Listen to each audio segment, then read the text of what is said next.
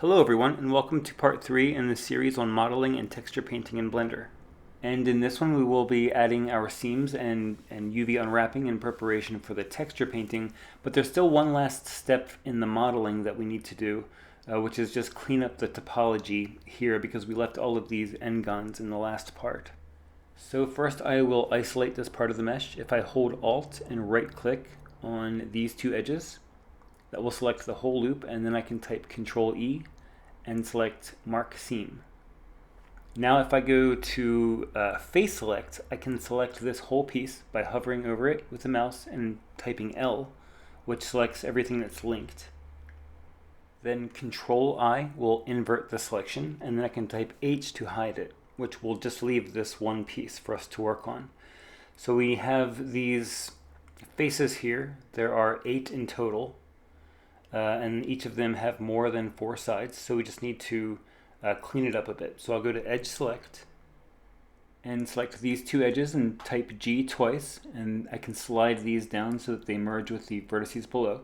And that turns these two faces into quads. Now I'll go to Vertex Select, select these two vertices and type J to join them, and do the same thing on this side, J. And so now what we've done is we have these quads on the top, these 4-sided polygons, and then on each side we have these 2 triangles. So that will work nicely. Now I'll grab this vertex and type G twice, which is again the edge slide tool, slide it all the way up, and then connect these 2 vertices. And I'll do the same thing on this side, select this center vertex, type G, G to slide it up, and then connect these 2 with J. And I think that completes it. I think everything now is either a triangle or a quad. So just clean it up a bit, maybe move this vertex out a little. Okay, so now I'll select everything with A, and then type W and choose Remove Doubles. That removed 5 vertices. Okay, so let's unhide the rest of the object with Alt-H, and now we can start adding our seams. So we already added the 2 to separate the head of the X. Now I know this grip on the handle is going to be tricky, so we'll add a seam at the top and the bottom with Control E and then Mark Seam. And this piece will be pretty straightforward, but this bottom, because it has triangles, we'll have to separate that from the UVs as well. So select it and then Control E, Mark Seam. And then we'll separate these little spikes from the ring.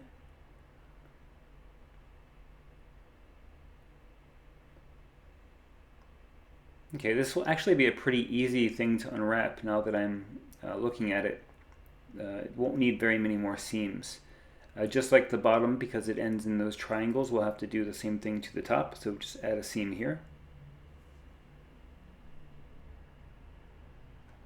Okay, and now these 2 little brackets that hold the blade to the axe, I'm just going to separate the back side from the front side, and that should unwrap pretty neatly. And now these little chips in the axe also have to be separated, so we'll select the edges that make those and type Control E, Mark Seam. And you might be wondering why I'm not adding a seam down the center, like here on the blade, for instance. And it's because we still have our mirror modifier applied, so that will mirror the texture on the opposite side from where we paint.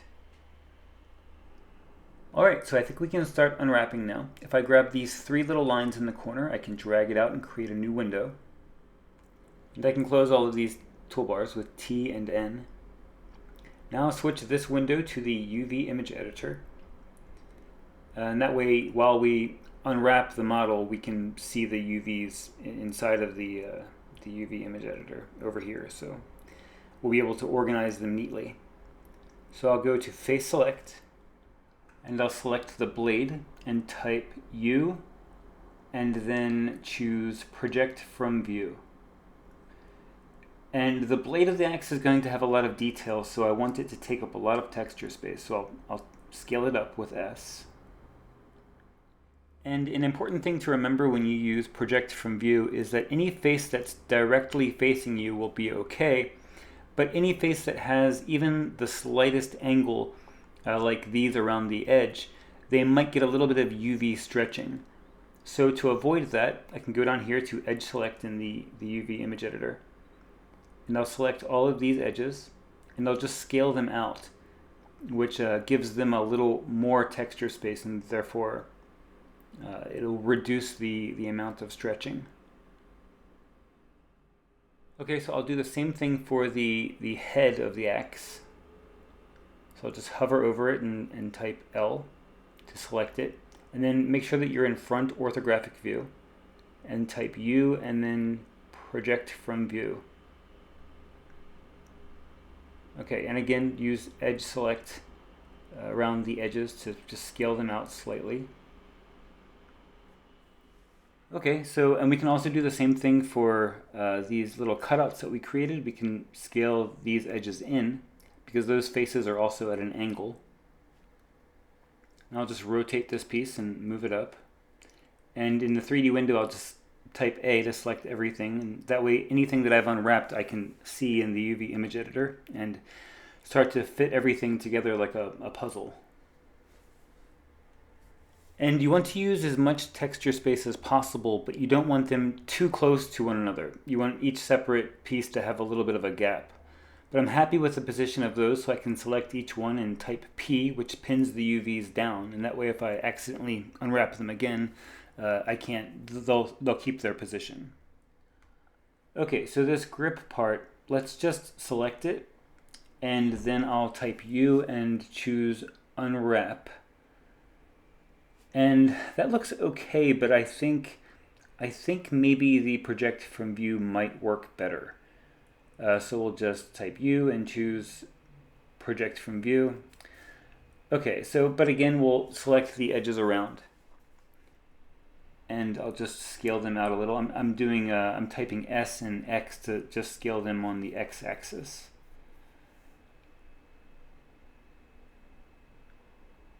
Now I can use B to box select this, and I want it to be fairly large because I think that that this piece also needs a lot of texture space. There's going to be some detail, some like cloth wrapping, so it should have a fair amount of texture space so that it doesn't look too pixelated. Okay, so now let's finish the rest of the handle. This piece here, because it's all quads, there's no triangles. We can use a technique that will keep the UVs very neat. And all I need to do is select one face and type U and choose unwrap. And you need to make sure that all of the edges are straight. So this top line, you can see it's a little off. So we'll select just this edge and type W and then choose Align Auto.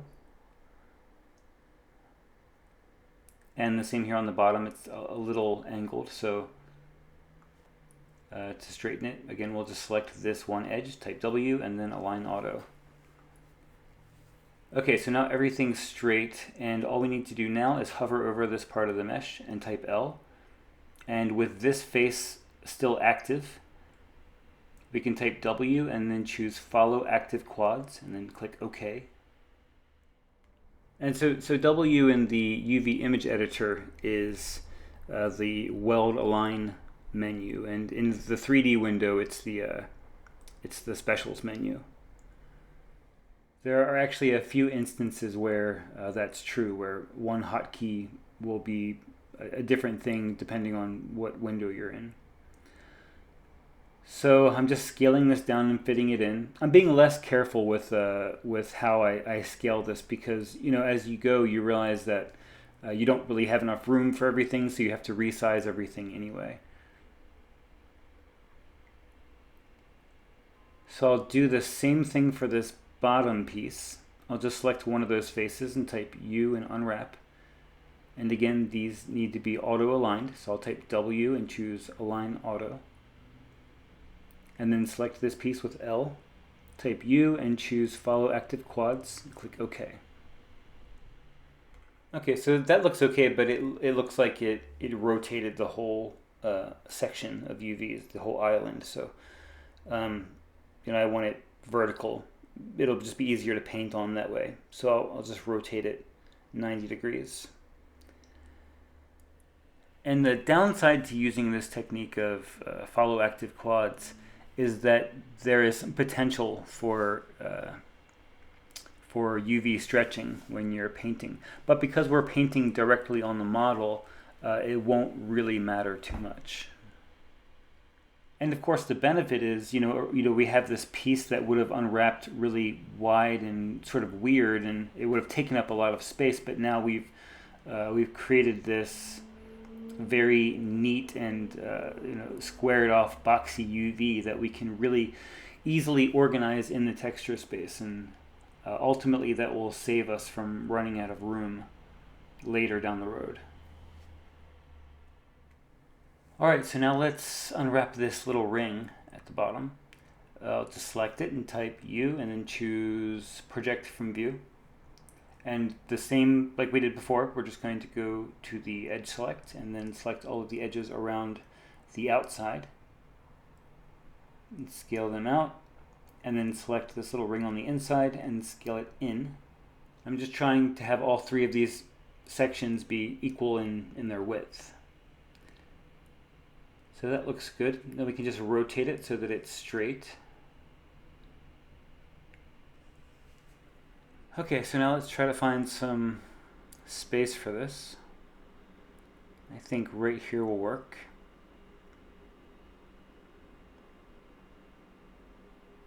Again, I'm trying to keep a little bit of distance away from the rest of those UV islands because when we're painting, it's really easy to go out of the lines. So now I can select these three little spikes, type U, and then choose Unwrap. Those unwrap pretty neatly just with the basic unwrap, but I want to rotate them and sort of line them up. And in this instance, it won't really matter if they're very close because I'll be painting them all the same color. So if I go out of the line and into the next UV island, it won't really make a difference. So I'll just scale these down. Because these are so small, they don't really need a lot of texture space. So I can keep them pretty small. In fact, I can maybe even just put them inside of this little ring, which will save room for some of the other parts of the mesh. Okay, and now let's see, we need to do this little triangle fan tip. So we'll just type U and choose a simple unwrap.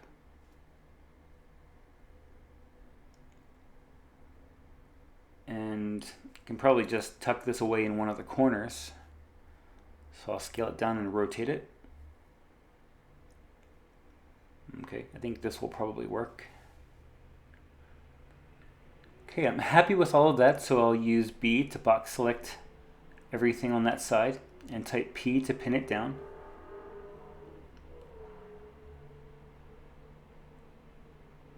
Okay, so we need to do this little triangle fan at the top. Same, we'll just type U and choose Unwrap. And we'll put this one in the left-hand corner. Just scale and rotate it so that it fits.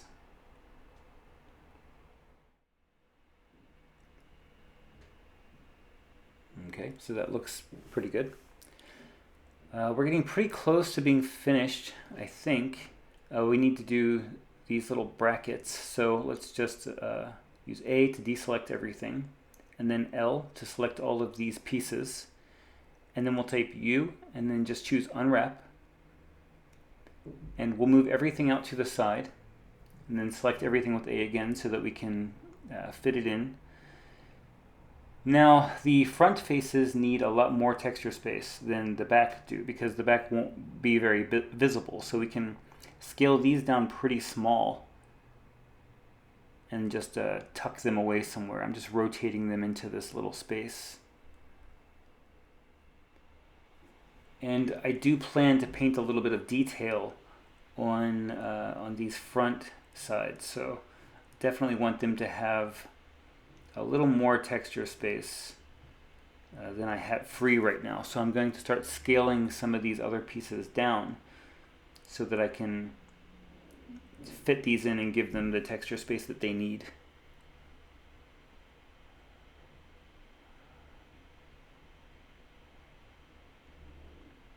These can go down a little.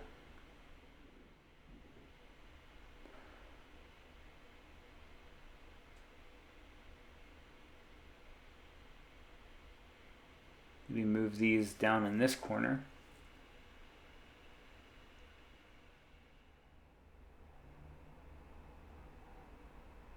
Okay, but they are a little too close to that blade, so I might just scale the blade down a little bit, because it is taking up a pretty large portion of the texture space.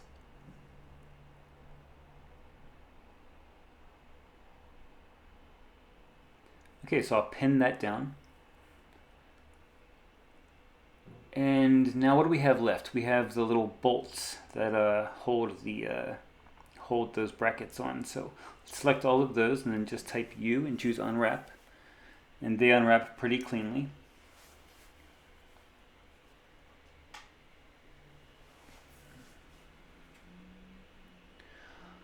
And they don't need a lot of texture space, of course. They're pretty small. But because they're round, I like to paint a lot of light and shadow on them to create that. It just helps to make a very low poly sphere look more smooth. So they do need a little bit more texture space than you might imagine.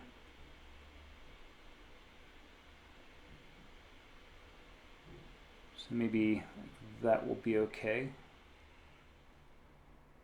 And so we still need to unwrap this little piece. Just as a tip, if you have a mesh with a lot of individual pieces and you can't remember if you've unwrapped everything, down here, if you haven't unwrapped everything, you'll have this little vertex that if you type A to select it or select it with the selection tool, it'll turn orange. And that means that there's part of your mesh that hasn't been unwrapped yet, and that's this piece here. And we also have these little chips in the blade that we haven't unwrapped as well. So with that selected, I'll just type U and choose unwrap. And that unwraps pretty well. So I'll just scale it down and fit it into this little space.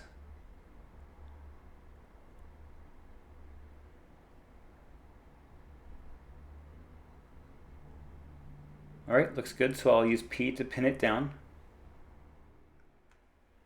Now I can select these little triangles that make up the little chips in the blade. And I'll just type U and choose unwrap. And those unwrap pretty well.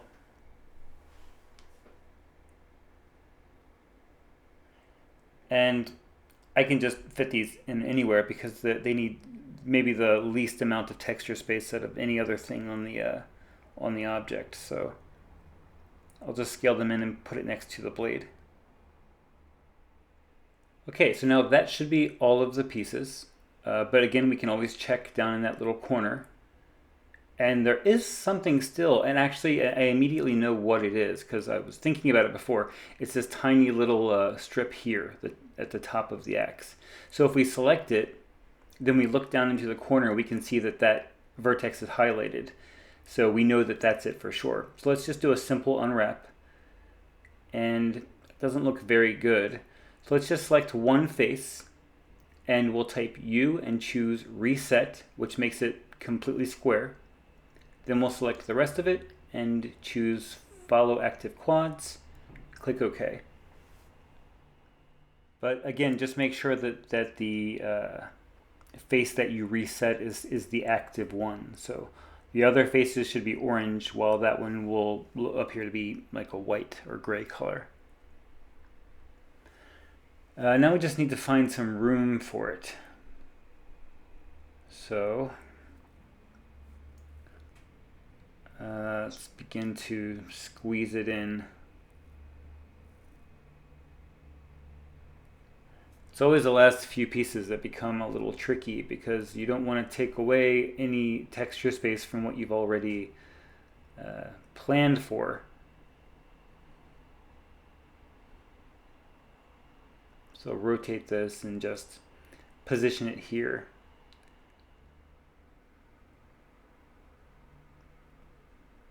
Okay, but I do want to get some of the texture space back for those, the front side of those brackets, because like I said, I have a plan to paint some added detail on them. So let's move these smaller pieces aside and just scale these back up slightly. Alright, so now, as you can see, if I select everything, there's nothing highlighted there in the corner where the 3D cursor is. That means everything's been unwrapped. So I can just pin everything down now and take a minute to straighten everything out, but I think it looks pretty good. In the next part, we'll begin the texture painting by putting down some base colors and starting to think about our lighting and so on. But I hope you guys enjoyed this one, and I will see you in the next one. Thanks for watching.